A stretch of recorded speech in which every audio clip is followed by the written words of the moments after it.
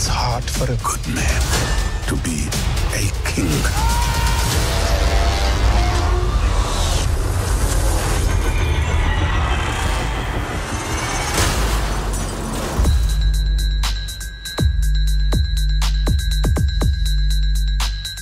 Welcome to Mojo at the Movies. I'm Eric, and once again this week I'm joined by Manny, our esteemed director, who's a huge comic book fan.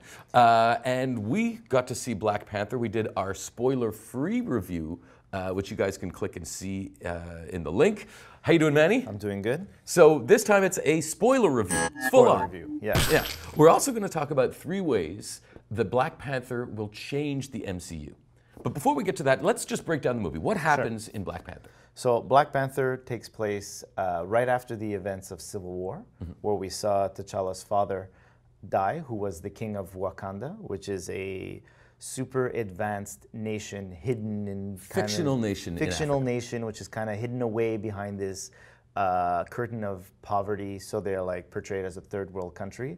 So we see T'Challa coming back to Wakanda, accepting the fact that his father is gone. And also that he has to be king. So now we have a character that's dealing with the weight of his nation, as well as the mantle of Black Panther, who has officially become one of the Avengers. Right. So we also get to see another character, which was introduced in Age of Ultron. Andy Serkis. Andy Serkis, played by Andy Serkis, who plays Ulysses Klaue. Right. Who is like a prominent type of Black Panther character. He's like a poacher type of... his character's kind of been cool, played. Actually. I got to say, Andy Serkis. We're so used to seeing him in motion capture stuff. Yeah. Right, but he played like, King Kong, and then he was Gollum, and then he was. He's pretty good in this movie. He's very good. Like I always found him as a good actor. Like you can see him in some indie performances that he does, and it's really good. Like he gets on set. And he takes it and he's like, I'm in this movie and I'm rolling with it. And you think he's the bad guy, but whoa, there's a badder dude. There's a badder dude. So there's like this secret thing that happened between T'Challa's father and his brother. So like... back in the day. Yeah, the king's brother, where they were, with Ulysses Klaue, stealing the vibranium. Now, the whole world is based around vibranium, and vibranium... for anyone who hasn't seen the movie, is the metal that Captain America's shield is made out of. In Age of Ultron, we had Ultron going to steal a specific reserve of vibranium that was kind of held by Andy Serkis, which was also stolen from Wakanda to make his indestructible body for Ultron. And we even see where it kind of grows in Wakanda. It grows. Apparently, it was a meteor that hit down and like. They based all their technology around this metal because it has the ability to absorb energy and use it kinetically. So like they build all their technology around this metal. Which is how Wakanda becomes this most advanced society, and how Black Panther is such a powerful character as well. Exactly. Also, he has something called it's like a special plant root that he drinks, and that also enhances his abilities and gives him, and it's kept in like this secret chamber, and only the next Black Panther has access to this. There's like a whole type of like religion based around the Black Panther in this movie, which is really, really cool. So we started talking about the badder dude. So that is played by Michael B. Jordan. Yeah. His character's Erik Killmonger. They call him Killmonger. What a name. Yeah, and apparently in the comics that was his like African name, and in this one they gave it because he's an ex-Marine. They gave him that because he had over like 250 confirmed kills as a Navy SEAL or a Marine. I can't remember what he was at this point. And he's also related to Black Panther. Right. So which we find out. That's a spoiler. We find out that he's Black Panther's cousin, but because he's the son of the king's brother, who the king had to kill because he found out that the brother was stealing the vibranium. Yeah. So the vibranium, he was saying that we can use it to help all our people across the world. We shouldn't be so like secretive with it. So he has his, judging by the way the Wakandans work, he has his rightful stab at the throne, basically once the king is dead. So the whole movie is based around but basically Killmonger, Michael B. Jordan's character, going back to Wakanda. But because he was banished and nobody knows he exists, he needs to kind of offer a peace offering to be led into the city And that's where Andy Serkis' character comes in, which unfortunately is classic Marvel situation where he's just killed off and he's brought to the steps of Wakanda as here is Ulysses Claw, a man who's been giving you such grief and trouble over the years. I brought him to you and I deserve my place to speak to the council and my rightful stab at the throne. Now, it's important to say this is a fantastic movie. We both came out of there just yeah. minds blown. It's getting a tremendous amount of attention. I think it's an amazing thing that, you know, a movie that's basically, you know, such a great example of Afrofuturism is appealing to such a huge, broad audience. It's empowering, it's positive. And you know, I think it's the biggest pre-sales in Marvel history. And also, it's like really, it's shaping up to maybe, I think, destroy the box office in anything else that's come out in February. It's gonna absolutely, yeah. But it's also, you know, there are ramifications to the MCU. So let's talk about the things that we've learned in Black Panther that we think are going to kind of, you know, the ripple effect in the MCU. The ripple effect, I think, what it's really shown is in the after credit scenes. Now we'll talk about the first after credit scene because for some reason Marvel now gives us two, and always the first one I feel could always just be in the movie. I mean, it's not really anything crazy. It's like comic relief sometimes. Yeah. So the first scene is we have T'Challa coming out in a UN summit saying, "We are Wakanda. We are one of the most advanced nations. This is us. We're here. Everybody's gonna kind of have to deal with it right now, you know." And I think that kind of shows that he's kind of almost taking the role of Iron Man. As we know, Robert Downey Jr. has been off contract, so he's kind of been hooked up by a movie.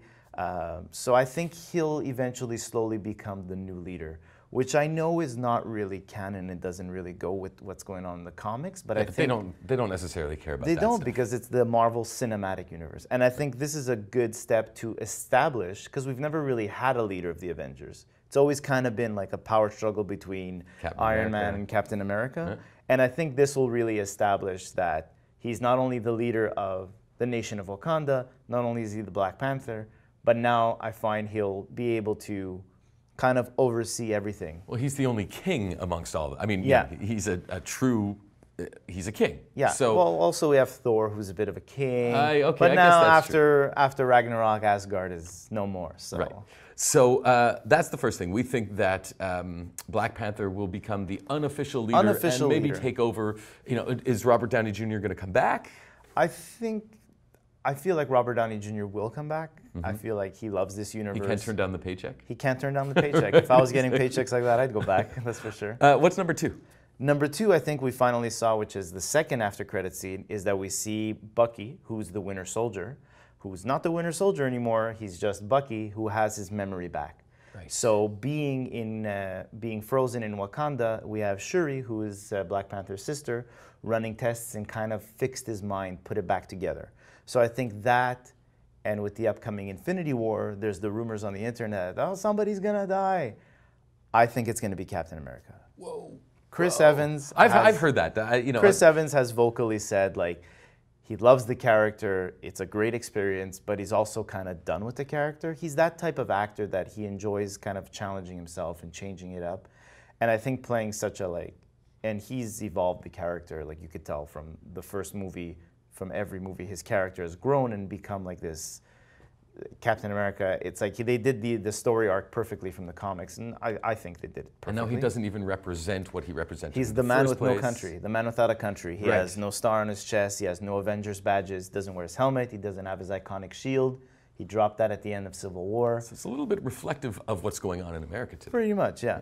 And you have a special affinity for Bucky. You're very excited about this. Bucky is always and has always been my favorite character. Yeah. And as well, I love that line of Captain America Reborn, which I think is what we're going to see. Sebastian Stan is signed on for another 3-4 movies. And I think getting a Captain America Reborn movie would be awesome to see where he kind of picks up the mantle and becomes Captain America. All right, so the third thing, we were talking about, the fact that, the Avengers have always been geo-blocked to one area. Pretty much. And we saw with the events of Age of Ultron how they went to Sokovia, created this huge debacle that the US government and a US citizen as Tony Stark couldn't be seen pretty much destroying another Country. country. Yeah. So that's where we got the Sokovia Accords, which set off the events in Civil War.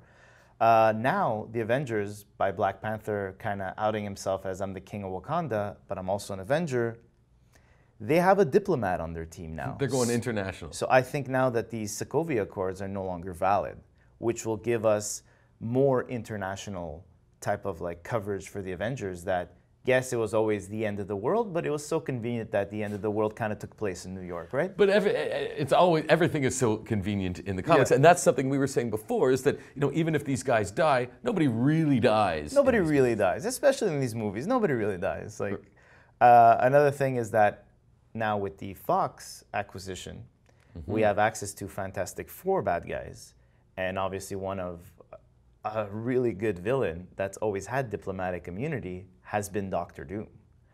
So now we have an Avenger that's a diplomat that has international gain, that doesn't need to adhere to these rules of the US.